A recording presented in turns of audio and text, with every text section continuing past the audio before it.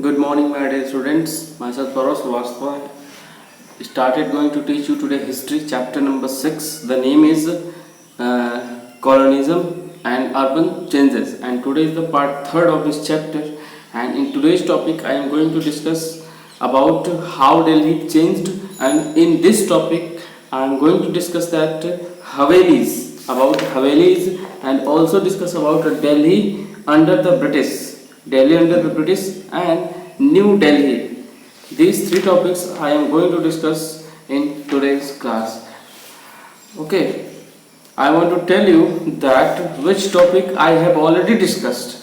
That first topic, deurbanization, which I have already discussed in part 1 of this chapter, growth of towns under colonial rule, and in second part of this chapter I have discussed policies and institutions in colonial town and how Delhi changed.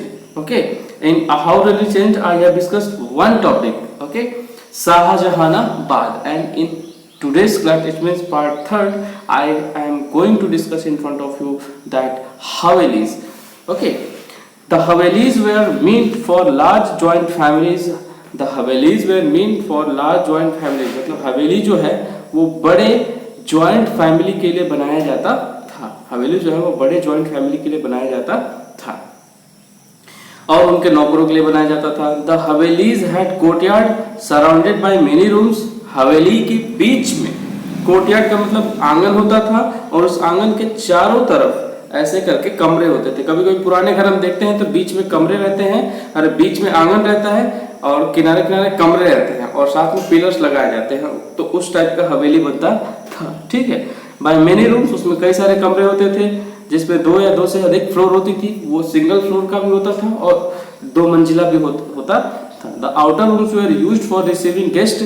बाहर वाला जो कमरा था वो guest room कहलाता था. ठीक है, एंड डूइंग बिजनेस, और साथ में बिजनेस पर्पज के लिए उस आउटर रूम का यूज किया जाता था.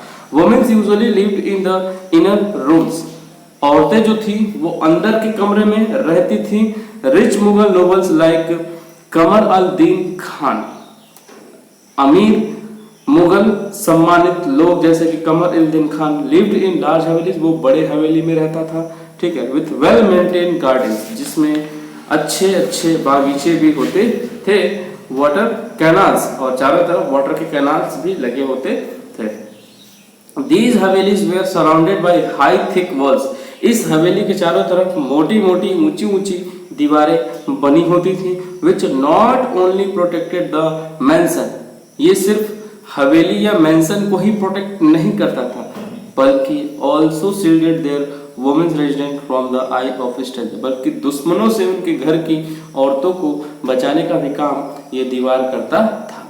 ठीक है, gradually as the economic condition of the Mughal nobility decline, जैसे जैसे इकोनॉमिक कंडीशन मुगल लोगों की गिरती चली गई, the havelis lost their gardener. Parts of the havelis were rented out of the workshops and warehouses. यह है कि जैसे जैसे मुगल लोग करीब होते गए वैसे वैसे ये हवेली भी धीरे धीरे खत्म होती चली गई. कुछ हवेली को रेंट पे दे दिया गया लोगों को रहने के लिए, कुछ हवेली को वर्कशॉप बना दिया गया. ये सारे काम हुए. दस fragmenting the buildings and changing their original character. It means हवेली की जो असली कैरेक्टर थी, उसकी रॉयल तरीका जो रहने का था वो धीरे धीरे क्या हो गया, लॉस्ट हो गया था. दिल्ली अंडर ब्रिटिश, यानी कि ब्रिटिश इंडिया में दिल्ली की कंडीशन क्या थी, इसके बारे में हम लोग डिस्कस करते हैं. In 1803, Lord Wellesley annexed Delhi and Agra, the brought to Mughal Emperor under British control. 1803 में लॉर्ड वेलेस्ली ने दिल्ली और आगरा को मुगलों के चंगुल से आजाद कराया था और उसे ब्रिटिश राज्य में मिला लिया. टिल 1857, और 1857 तक, यानी कि 1857 तक the Mughal emperor continued to live in the Red Fort. और 1857 तक मुगल एम्परर को लाल किला यानी कि रेड फोर्ट में रहने की परमिशन दी गई. The Mughal emperor continue to live in the Red Fort during this period. इस समय यानी कि 1803 से लेकर 1857 तक, इस पीरियड में learning and literature flourished in Delhi. Learning and literature, literature का मतलब होता है साहित्य, और लर्निंग का मतलब पढ़ाई लिखाई, ये बहुत ही चरम सीमा पे थी, मतलब पीक पे थी। ठीक है। Bahadur Shah second, the last Mughal emperor, Bahadur Shah second जो लास्ट मुगल एम्पर बोले जाते हैं, ठीक है ना, प्रमोटेड मुशायराज, उन्होंने मुशायरा को प्रमोट किया। मुशायरा किसको कहते हैं? लिटरेरी गैदरिंग, मतलब जहां पे पढ़े लिखे लोग गैदर इकट्ठे होते हैं और डिस्कस करते हैं। These were attended by great poets of the time, उस समय यहाँ पे बड़े बड़े पोएट्स जो कविता कहते थे वो लोग इकट्ठा होते थे, इंक्लूडिंग जैक एंड गालिब, और यहाँ पे जैक और गालिब भी इकट्ठा हुए थे। गालिब के बारे में आपने सुना होगा, ठीक है। और इस मुशायरे में बहुत ज्यादा भीड़ होती थी। The Indian and the British intellectuals of Delhi shared mutual respect for each others culture. Indian और ब्रिटिश जो थे वो दिल्ली में एक दूसरे के कल्चर का सम्मान करते थे। The Delhi college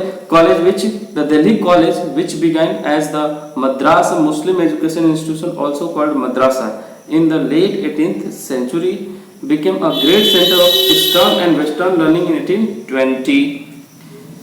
Delhi college जो है, यानी कि दिल्ली का जो कॉलेज है, which began as a Madras, उसे मद्रास यानी कि मुस्लिम एजुकेशनल इंस्टीट्यूट कहा गया, मदरसा, ठीक है ना, मदरसा कहा गया। In the late 18th century, late 18th century में दिल्ली कॉलेज को मदरसा कहा गया, ठीक है, जिसका नाम है मुस्लिम एजुकेशनल इंस्टीट्यूशंस, ठीक है। और बाद में यही एक ग्रेट सेंटर बना ईस्टर्न एजुकेशन का और वेस्टर्न एजुकेशन का भी, ठीक है। In the 1820 on the eve of the revolt of 1857, 1820 से लेकर के 1856 तक सब कुछ बहुत ठीक चल रहा था, लेकिन 1857 में the Delhi College was emerging as the centre of resident rebirth specially of the learning of science. Delhi College में अब साइंस सब्जेक्ट को ज्यादा पढ़ाया जाने लगा और ये साइंस के लिए क्या होने लगा? फेमस होने लगा। The Delhi College was one of the earliest institution in India is introduce education in science, और दिल्ली कॉलेज ही इंडिया में वो एक ऐसा इंस्टीट्यूशन था जिसमें साइंस सब्जेक्ट बहुत अच्छे से पढ़ाया जाता था, और साइंस के लिए दिल्ली कॉलेज फेमस था। बोथ ईस्टर्न एंड वेस्टर्न, यानी कि ईस्टर्न और वेस्टर्न दोनों को मिला करके दिल्ली कॉलेज साइंस के लिए फेमस हुआ करता था, ठीक है, ओके। थ्रू द उर्दू के द्वारा और पर्शियन लैंग्वेज के द्वारा ये भी पढ़ाया जाता था, ठीक है ना।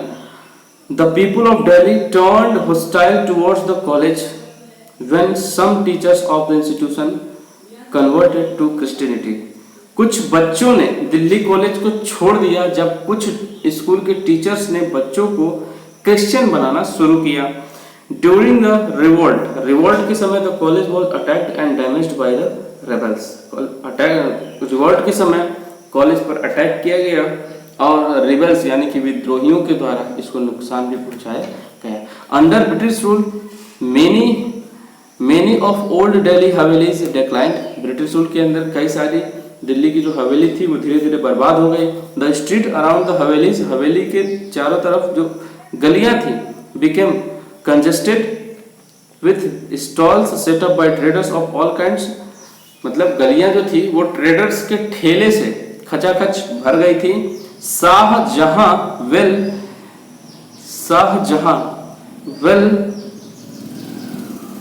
Engineered water supply. शाहजहां ने पुरानी दिल्ली में जो वाटर की सप्लाई बनाई थी, ड्रेनेज सिस्टम बनाया था, वो भी धीरे धीरे क्या हो गया? खत्म हो गया। ओवर क्राउडिंग, बहुत ज्यादा भीड़ बढ़ने लगी दिल्ली में। And the lack of proper sanitation made life difficult in Old Delhi. और प्रॉपर सैनिटेशन न होने की वजह से दिल्ली की जो लाइफ है वो बद से बदतर होती चली गई। अब न्यू दिल्ली के बारे में हम लोग अगली वीडियो में डिस्कस करेंगे, ओके। तो आज के लिए इतना ही। आपका हमारे साथ बने रहने के लिए बहुत बहुत धन्यवाद। Like, share and subscribe. Thank you.